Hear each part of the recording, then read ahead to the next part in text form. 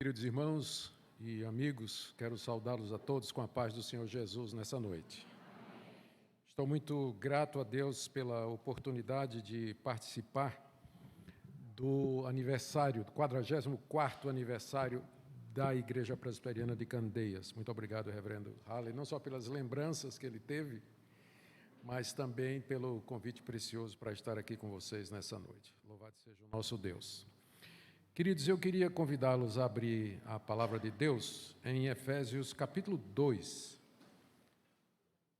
Nós vamos fazer a leitura do verso 1 até o verso 10. Eu queria falar sobre a graça de Deus nessa noite, que é o motivo ou a razão pela qual a igreja existe. Não for a graça de Deus, nós não estaríamos aqui nessa noite.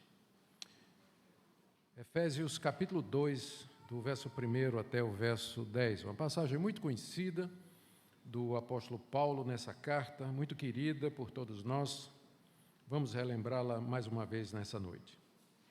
Ele vos deu vida, estando vós mortos nos vossos delitos e pecados, nos quais andastes outrora, segundo o curso desse mundo, segundo o príncipe da potestade do ar, do espírito que agora atua nos filhos da desobediência, entre os quais também todos nós andamos outrora, segundo as inclinações da nossa carne, fazendo a vontade da carne e dos pensamentos, e éramos por natureza filhos da ira, como também os demais. Mas Deus, sendo rico em misericórdia, por causa do grande amor com que nos amou, e estando nós mortos em nossos delitos, nos deu vida juntamente com Cristo.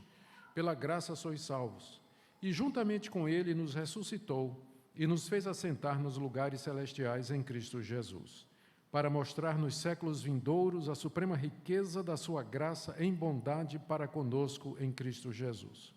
Porque pela graça sois salvos, mediante a fé.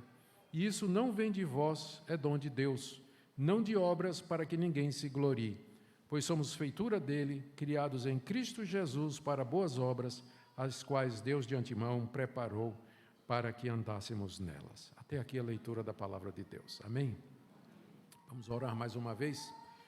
Pai querido, nós queremos pedir agora a iluminação do Teu Santo Espírito para a compreensão da Tua palavra e a aplicação dela à nossa vida.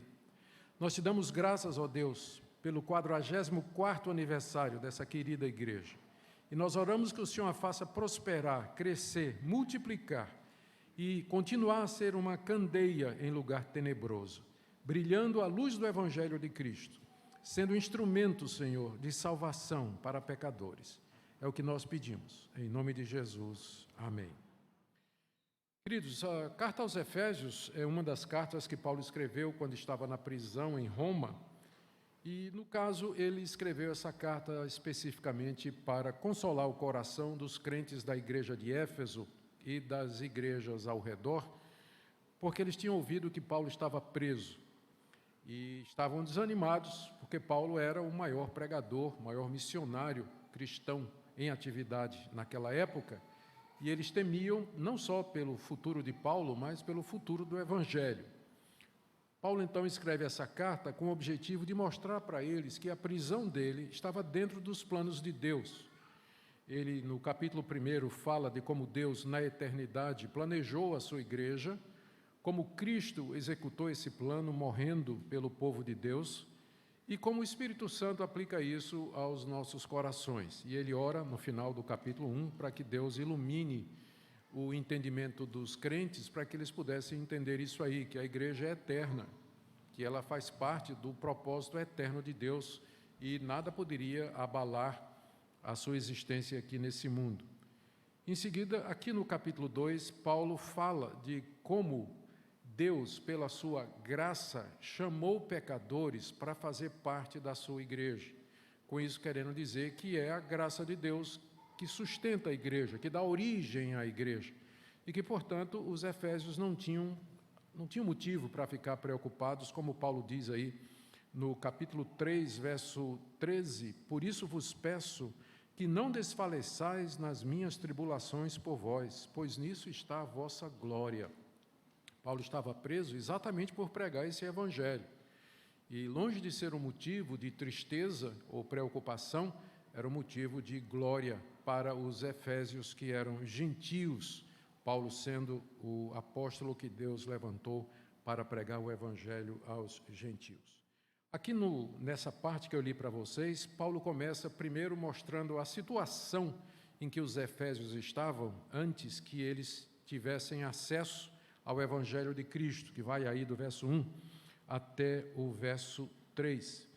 Depois ele fala da interferência ou da intervenção de Deus na vida deles, transformando completamente o estado pecaminoso e de perdição em que eles viviam, que está aí no verso 4, mostrando a causa pela qual Deus fez isso. No verso 5 até o verso 7, o apóstolo Paulo descreve o processo pelo qual Deus transformou a vida deles e por que é que Deus fez isso. E ele termina com algumas aplicações do verso 8 até o verso 10. Meu objetivo é, com vocês, mais uma vez, lembrar a graça de Deus e confortar e consolar os irmãos nessa ocasião em que nós rendemos graças a Deus pela existência do seu povo. Vamos começar, então, com a descrição que Paulo faz aqui do estado dos efésios, antes que eles conhecessem o evangelho, que vai do verso 1 até o verso 3. Na verdade, ao descrever a situação dos efésios, antes de conhecerem o evangelho, Paulo está descrevendo a situação do homem em geral, do ser humano em geral, sem Cristo e sem esperança e sem Deus nesse mundo. Então, ao lermos isso aqui, nós já vamos fazendo a aplicação para os nossos dias. O que nós temos aqui é um retrato muito verdadeiro e claro do estado real da humanidade diante de Deus. O cristianismo, ao contrário de outras religiões, não tem uma perspectiva positiva do ser humano, no sentido de o ser humano é bom, ele só precisa de oportunidade e de educação para desenvolver o seu potencial. O cristianismo olha para o homem como tendo um problema básico e fundamental, que é o seu coração corrompido e inclinado a todo o mal, e é daí que procedem todos os males que nós temos na sociedade, que nós temos em família e que nós temos no relacionamento uns para com os outros. Outras religiões acham que o ser humano é bom intrinsecamente, por isso ensinam que se as pessoas praticarem boas obras e fizerem o bem, elas serão aceitas por Deus. O problema com esse tipo de ensino é que ignora a realidade do coração humano. Nós somos incapazes de fazer o bem, nós somos incapazes de fazer boas obras, nós somos incapazes de fazer alguma coisa que seja aceitável diante de Deus por causa desse problema fundamental que é a corrupção dos nossos corações. E é por aqui que o apóstolo Paulo começa, dando primeiro as más notícias antes que ele possa dar as boas notícias. Mas ele começa com essa descrição. Ele diz 4 ou 5 coisas aqui a respeito do estado do homem antes de conhecer a Deus. Primeiro, que é um estado de morte. Verso 1. Ele vos deu vida, estando vós mortos nos vossos delitos e pecados. Essa é a realidade a respeito, ou era a realidade a respeito dos efésios antes de conhecer o evangelho de Cristo. Eles estavam mortos, e a morte aqui não é física, mas é a morte espiritual. Eles estavam bem vivos. Éfeso era uma cidade que estava florescendo economicamente, era um importante centro comercial. Era um centro plural, havia uma pluralidade de pessoas, muitas religiões estavam ali presentes. Os efésios, sem dúvida, tinham atividades e estavam muito envolvidos na vida, no dia a dia.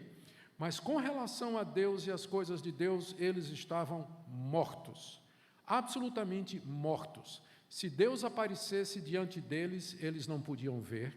Se Deus falasse, eles não podiam ouvir. Se Deus tocasse, eles não podiam sentir. Se Deus chamasse, eles não poderiam atender, porque estavam mortos, mortos. Uma das ocasiões em que o trabalho pastoral nos conduz, que eu faço sempre, mas com alguma tristeza, é celebrar o ofício fúnebre de alguém da igreja. Alguém que eu conhecia em vida, mas que agora está naquele caixão e está para ser enterrado. E eu sempre achei muito estranho, especialmente aqueles 2 chumaços de algodão no nariz, né? Eu quase que fico com vontade de puxar, né? Porque está sufocando a pessoa, mas ela não respira, ela está morta. A família chega, a esposa beija com saudade, ele não sente o beijo da esposa, não sente o perfume da esposa, os filhos choram, as lágrimas caem no rosto, eles não sentem absolutamente nada disso. As pessoas dizem palavras bonitas, ele não ouve nada, porque ele está morto. Essa é a situação do homem diante de Deus, ele está morto, ele não pode fazer absolutamente nada, ele não quer, não entende, não se preocupa e não conhece as coisas de Deus. E o que causou isso, Paulo diz aqui, vocês estavam mortos nos seus delitos e pecados. O salário do pecado é a morte, e ela começa aqui.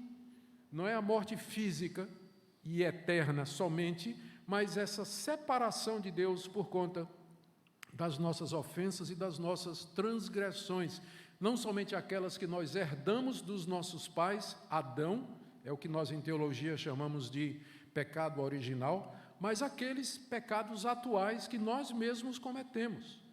E essa é a nossa situação, de mortos diante de Deus, incapazes, impotentes de atender ao seu chamado ou de compreender o seu evangelho ou a sua palavra. Segunda coisa que Paulo nos diz aqui é que os efésios andavam segundo o curso desse mundo, no verso 2, delitos e pecados nos quais andastes outrora, segundo o curso desse mundo. A palavra mundo aqui é usada não no sentido da criação de Deus, o mundo criado, o mar, o sol, a lua, as estrelas, as aves, os animais, o ser humano, não. Mas mundo aqui é usado no sentido de a maneira de viver das pessoas que não conhecem a Deus. É usado de uma forma pejorativa. O mundo, nesse sentido, ele é visto na Bíblia como o oposto de Deus. As coisas desse mundo não agradam a Deus. Quem quiser ser amigo do mundo se constitui inimigo de Deus. Jesus disse, o mundo não me conheceu. E ele disse, o mundo odeia vocês. Então, o mundo aqui é a sociedade sem Deus, é a maneira das pessoas que não conhecem a Deus viver. É a cultura contaminada pelo pecado. São os relacionamentos contaminados pelo pecado, todas as coisas boas que Deus nos deu na criação, corrompidas pelo pecado, é isso que a Bíblia chama de mundo. E era dessa maneira que os efésios andavam, eles eram guiados pelo mundo, eles iam com os outros, iam com a multidão que não conhece a Deus, imersa nas suas práticas, nas religiões pagãs, nos cultos a divindades que eles mesmos tinham inventado, vivendo uma vida de imoralidade, uma vida de ódio, uma vida de falsa piedade ou de religiosidade estranha ao conhecimento de Deus. Além de mortos, eles eram levados de acordo com o padrão desse mundo.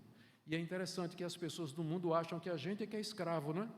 Muita gente, a gente diz, você não quer crer em Jesus, você não quer se arrepender e se tornar um discípulo de Jesus? Não, eu gosto da minha liberdade. Que liberdade, meu irmão? Você está morto.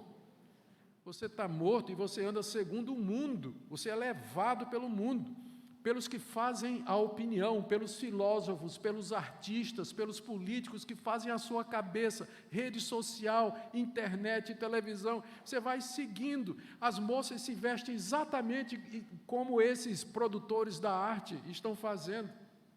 Só para dar um exemplo, não é isso?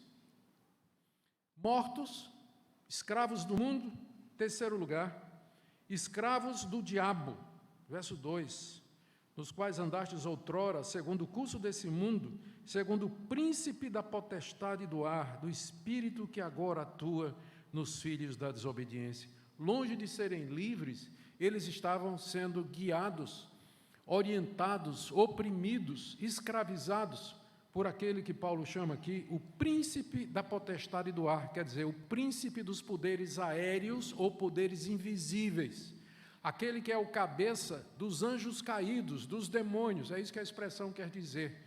Satanás e seus anjos, aqui descritos como sendo como atuando nos filhos da desobediência. Final do verso 2, o Espírito que agora atua nos filhos da desobediência. Está vendo que Paulo aqui os chama não de filhos de Deus, mas filhos da desobediência. O que é que isso significa? Filhos daquele casal desobediente chamado Adão e Eva. Nós somos filhos da desobediência praticada pelos nossos primeiros pais. Já chegamos nesse mundo nessa condição de filhos da desobediência. Não é à toa que a ira de Deus está sobre nós. Não é à toa que estamos mortos, escravos do mundo. E agora aprendemos mais isso. Satanás tem autoridade para atuar nessas pessoas. O Espírito que agora atua nos filhos da desobediência. Esse Espírito aqui não é o Espírito Santo, mas é o diabo e seus anjos. Lutero disse que o ser humano é como uma mula, ou montada por Deus ou pelo diabo. Ou é o Espírito Santo que está atuando em você, ou é esse Espírito que está atuando em você. Mas não há meio termo aqui, você sempre está debaixo da atuação de algum espírito. Ou é o santo, ou é o espírito do príncipe da potestade do ar, dos poderes aéreos, que atua nos descrentes. E eles nem acreditam nisso, não é?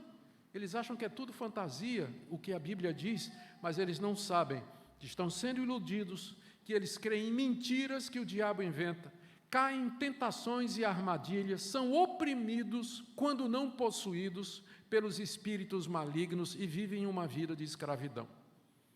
Essa é a terceira coisa que Paulo diz aqui a respeito deles. A quarta está aí no verso 3.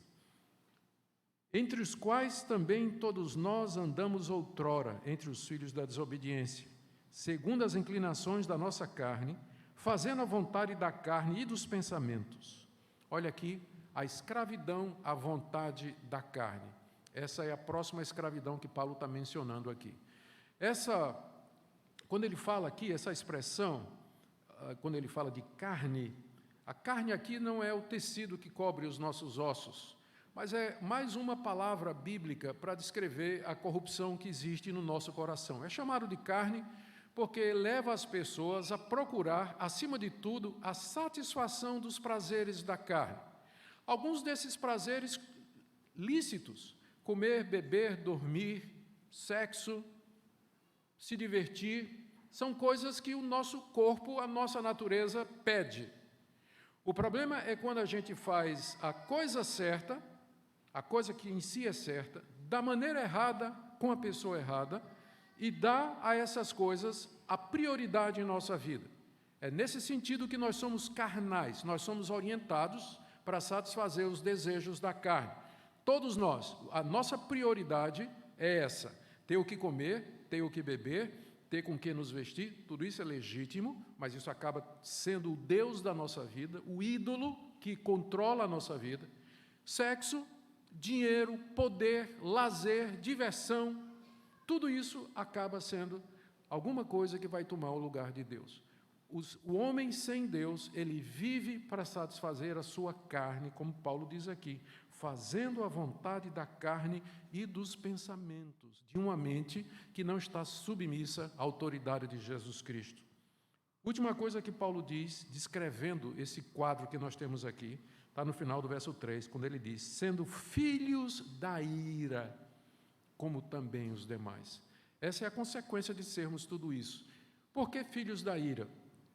Porque nós somos filhos da desobediência, e filhos desobedientes estão debaixo da ira de Deus. A ira aqui é a ira de Deus. Nós somos filhos da ira, ou seja, pessoas destinadas a experimentar a ira de Deus por causa dos nossos pecados, das nossas transgressões, porque vivemos de acordo com o mundo, porque vivemos para satisfazer os desejos da carne e dos pensamentos.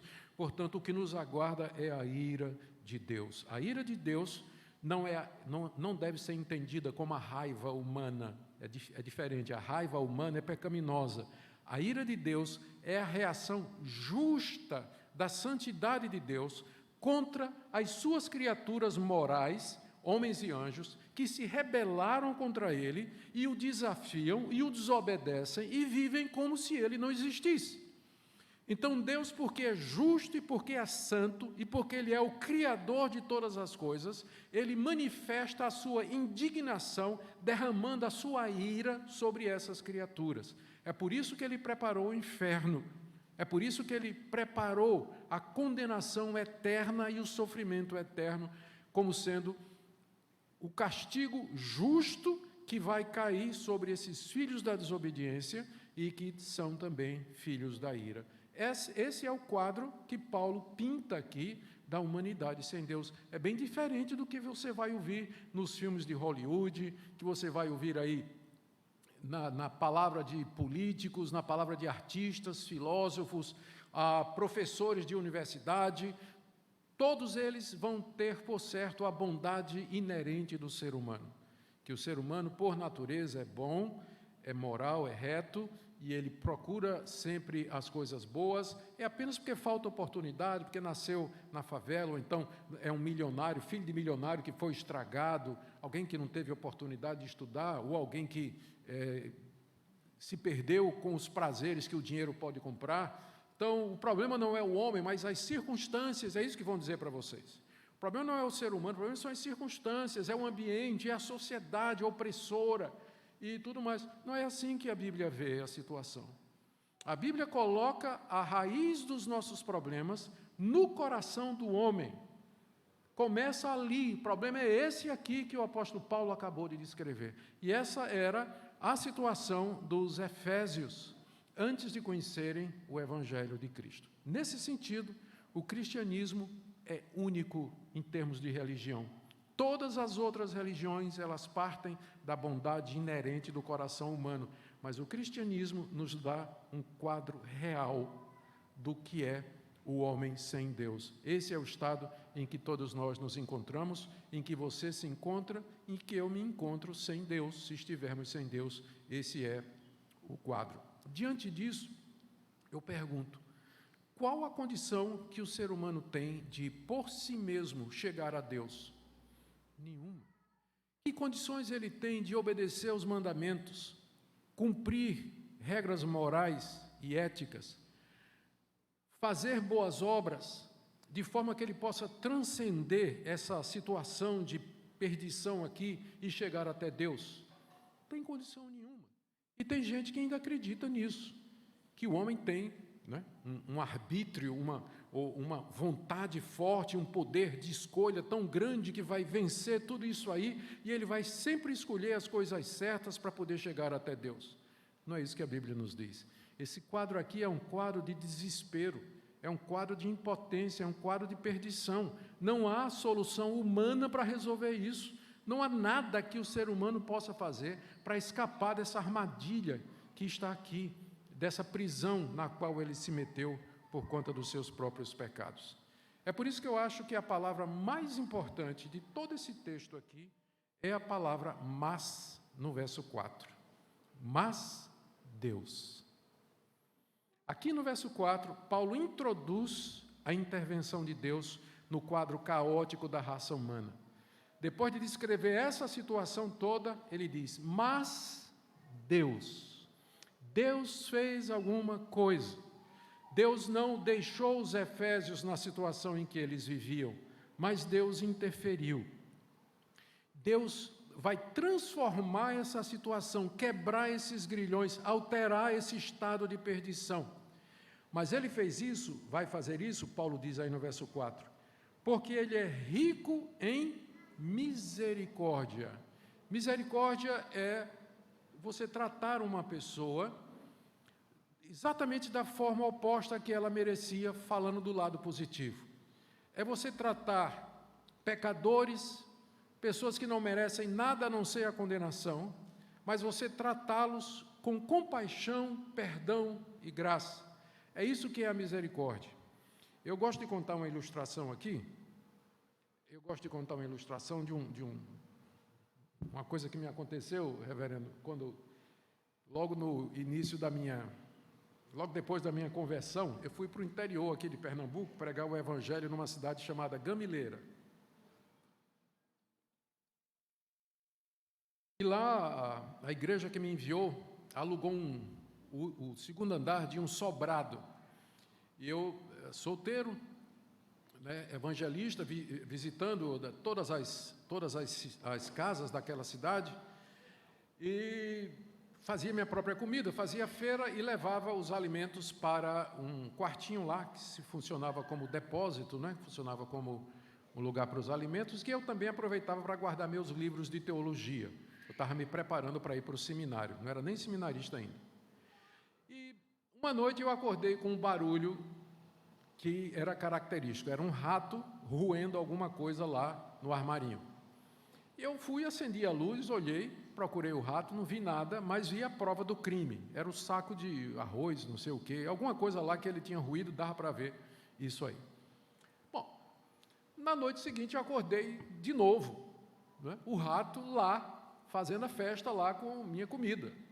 E eu acendi a luz, procurei tudo quanto era lugar, não encontrei o rato. Não vi o rato. E isso aconteceu durante uma semana, eu já estava nervoso, não estava dormindo direito, né? Estava angustiado. Conversei com o pessoal ali da cidade, disse, pastor, isso aí é uma catita, é um ratinho desse tamanho de uma barata, mais ou menos, porque Gameleira é perto dos Canaviais, né? É uma cidade que fica lá, perto da usina Cucaú. É uma cidade onde mora o pessoal que trabalha lá com a plantação de cana. Eles disseram, para você pegar esse rato, o senhor vai ter que pegar uma ratoeira bem pequenininha, que tem a venda aí no mercado, você pode pegar, e ela é especial para isso aí, porque eu tinha botado ratoeira, e no dia seguinte a ratoeira amanhecia sem o queijo e não tinha disparado, porque o bicho era muito rápido, né? Pequeno, leve, ele conseguia, né? Bom, aí eu peguei a ratoeira mais delicada e apropriada, coloquei, armei, botei queijo lá e fiquei esperando. Naquela noite, pá! Disse agora. Gente, eu tinha passado a semana planejando como é que eu ia matar aquele rato. Torturá-lo, arrancar o rabo, né? Porque o mal que ele me fez, e o pior, ele tinha começado a roer meus livros, aí era pessoal já, né? Aí é guerra. Cheguei lá, o rato era tão rápido que a ratoeira pegou ele pela pata traseira. Estava vivinho, né? Aí eu levantei, assim a ratoeira olhando para aquele rato. Meus irmãos, aquele rato olhou para mim.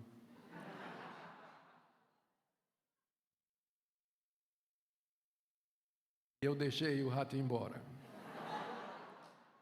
Sabe como é o nome disso? Misericórdia. É exatamente o que Deus fez com os efésios. Mas Deus, sendo rico em misericórdia, por causa do grande amor com que nos amou. Deus ama o mundo, mas Ele tem um grande amor pelos que são seus, por aqueles que Ele elegeu e escolheu antes da fundação do mundo, um amor salvador. E é esse amor que levou Deus a fazer o que Ele fez com os efésios e conosco. Deus, sendo rico em misericórdia, por causa do grande amor com que nos amou. E estando nós mortos em nossos delitos, veja como Paulo acentua o amor de Deus, colocando em relevo o nosso estado. Nós estávamos mortos em nossos delitos, ou seja, não foi porque Deus viu que eu ia me converter, não foi porque eu fiz alguma coisa boa para merecer, não. Quando Deus exerceu a sua misericórdia e o seu grande amor salvador, nós estávamos mortos nos nossos delitos e ofensas, filhos da desobediência e filhos da ira, merecedores do seu castigo.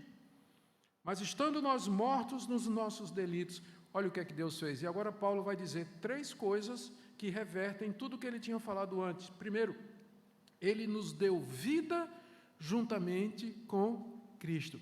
O que é que os efésios eram antes?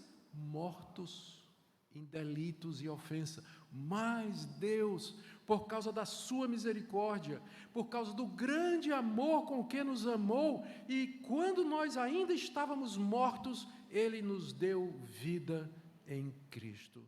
Vida espiritual, vida eterna, mediante a obra do nosso Senhor e Salvador Jesus Cristo, que na cruz do Calvário levou todo o nosso castigo, foi feito pecado por nós na cruz, filho da desobediência, filho da ira. Deus o tratou como se fosse isso.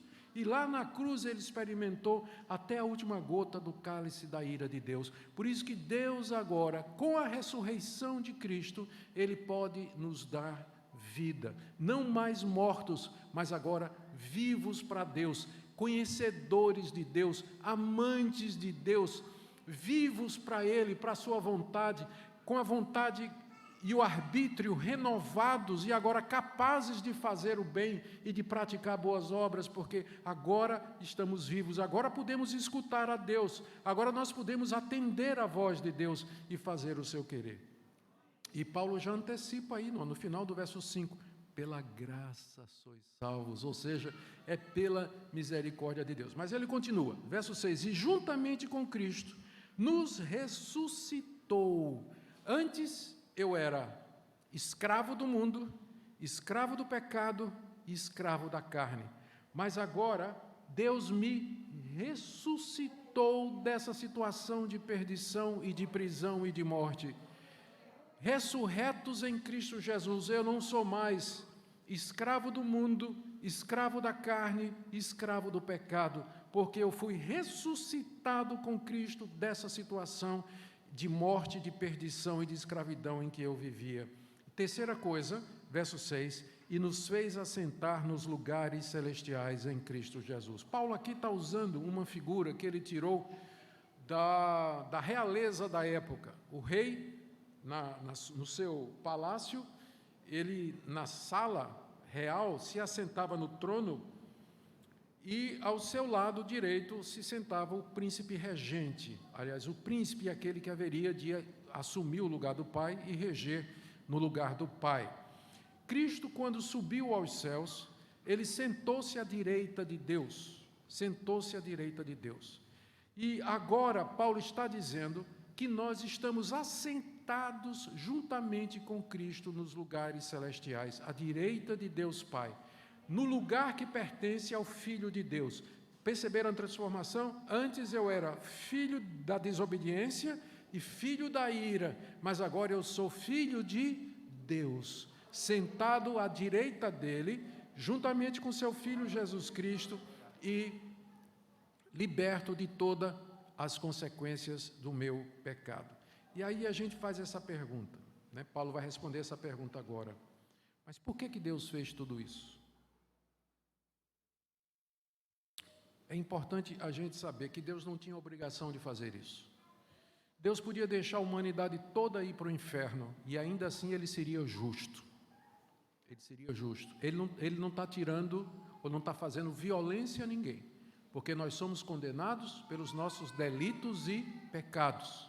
Se Deus mandasse a humanidade toda para o inferno, e ainda assim ele seria justo. Não tem ninguém no inferno hoje que está levantando o dedo, apontando para Deus e dizendo: o Senhor foi injusto em me mandar para cá.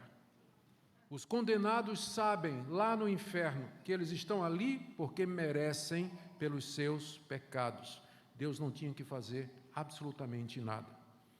Mas ele tinha um propósito, ele tinha um objetivo, que Paulo diz aqui no verso 7, para mostrar nos séculos vindouros a suprema riqueza da sua graça em bondade para conosco em Cristo Jesus.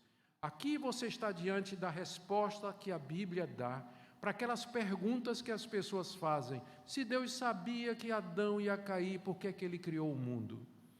Se Deus sabia que o pecado ia entrar, por que é que ele criou o mundo? Por que é que Deus suporta os maus, os ímpios? Porque ele permite que essas pessoas iníquas, elas prosperem. Por que é que os justos sofrem? Por que é que os discípulos de Jesus passam tanta dificuldade aqui nesse mundo? E a Bíblia só tem uma resposta para isso. Deus faz todas as coisas para a sua própria glória. No final, quando chegar a consumação e o plano de Deus tiver atingido o seu cumprimento, nós veremos como tudo isso contribuiu para a glória de Deus e para o bem do seu povo. O plano de Deus começa com a criação inclui a queda, a redenção feita por Cristo e a consumação que se aproxima quando Cristo vier nos ressuscitar dos mortos e nos introduzir no estado eterno. E ali, então, a glória de Deus vai ser manifesta. Deus fez o que fez, Deus planejou a salvação do seu povo para o louvor da sua glória, para que durante a eternidade afora, nós louvássemos a sua graciosa glória ou a sua glória graciosa. Veja, graça gloriosa, veja como ele diz aqui no verso 7, olha, outra vez, depois de dizer o que é que Deus fez conosco, ele diz que Deus fez isso para mostrar nos séculos vindouros, ou seja, no mundo que está chegando, que não veio ainda, mas vai chegar, a suprema riqueza da sua graça em bondade para conosco em Cristo Jesus. Anjos vão olhar para a igreja na eternidade e vão dizer: que amor de Deus, que misericórdia, que compaixão, quem teria pensado num plano desse, de resgatar de entre a humanidade perdida um povo para a sua glória, de pagar o preço, a culpa desse povo, libertar esse povo, santificar esse povo, ressuscitar esse povo e ter para si um povo que vai adorá-lo a eternidade afora. Quem poderia ter imaginado isso? E os anjos vão se curvar diante de Deus e vão louvar aquilo que Paulo chama aqui a suprema riqueza da sua graça. E não só os anjos, nós também. Nós vamos nos curvar diante de Deus e dizer: Deus, eu não mereço estar aqui, eu era o pior. Era o pior. Isso para mim, né, particularmente, me toca muito. O Harley mencionou que eu me converti, né, lá em Garanhuns. Na verdade, eu comecei a me converter lá, não é? Foi em Recife. Mas eu tive uma vida longe de Deus, apesar de criado na igreja, completamente desviado. Eu era líder de uma gangue de motociclistas. A gente dava tiro em placa. Cheguei a praticar assalto à mão armada também. Todo esse, você olha para mim, não parece, né? Mas graças a Deus isso já passou. Tudo isso já passou, mas foi uma vida muito devassa. E eu era o pior de todos do meu grupo. Eu era o pior de todos. E sabe quantos daquele grupo se converteram a Jesus Cristo? Só o pior. Só o pior. Os outros até hoje não se converteram. Um já morreu, outro já morreu baleado pela polícia, outro morreu de cirrose, de tanto beber cachaça, e outros estão vivos, mas não querem saber de Deus. E Deus foi pegar exatamente o pior. O que você acha que eu vou fazer a eternidade afora, quando estiver na presença de Deus, no novo céu e na nova terra? Eu vou dizer: Deus, eu não entendo porque eu. É só graça e misericórdia, é o favor de Deus. Esse é o propósito de Deus com a igreja, um povo para o louvor da sua glória, um povo que Ele tirou da perdição e da condenação para o louvor da sua glória. E Paulo, então, ele chega ao final, tirando algumas conclusões aqui que eu quero ver com vocês. A primeira conclusão é que a salvação, portanto, é pela graça. Verso 8. Porque pela graça sois salvos, mediante a fé. E isso não vem de vós, é dom de Deus. Essa é a primeira conclusão, que a salvação é por fé, e não por obras, não é por merecimento, não é porque Deus previu qualquer coisa em nós, mas é pela graça misericordiosa de Deus. Inclusive a fé, que é o instrumento pelo qual nós recebemos essa salvação, ela também faz parte do pacote, porque veja a frase: pela graça sois salvos mediante a fé. E o isto aqui remete ao que vem antes, imediatamente antes, regra simples de gramática.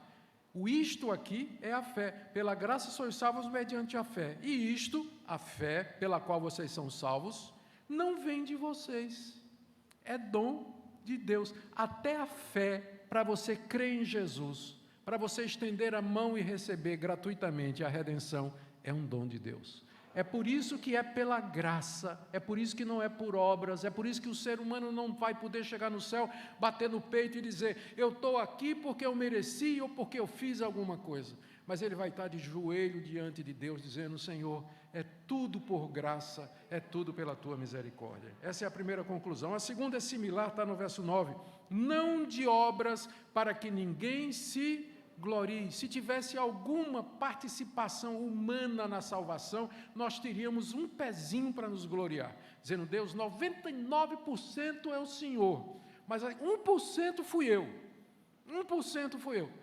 Ninguém vai ter um pezinho para se gloriar diante de Deus na eternidade, porque não é por obra, qualquer atitude, qualquer ação, atividade sua, mas é somente pela graça, misericórdia e o grande amor com que Deus nos amou. E a terceira conclusão de Paulo no verso 19, no verso 10, e aqui ele meio que está querendo evitar ser mal compreendido, porque qual poderia ser uma interpretação errada de tudo que Paulo disse até agora? Ué, Paulo, se não é por obras, que coisa boa. Então, eu creio em Jesus, agora eu posso viver de qualquer jeito. Já que não é por obras, não é pelo que eu faço, então eu creio em Jesus e eu vou viver de qualquer maneira. Para evitar que alguém interprete mal o que Paulo está dizendo, ele diz aqui no verso 10: pois nós somos feitura dele, criados em Cristo Jesus para boas obras. Esse povo que é feitura dele, a palavra feitura no grego é poema, de onde vem a nossa palavra poema.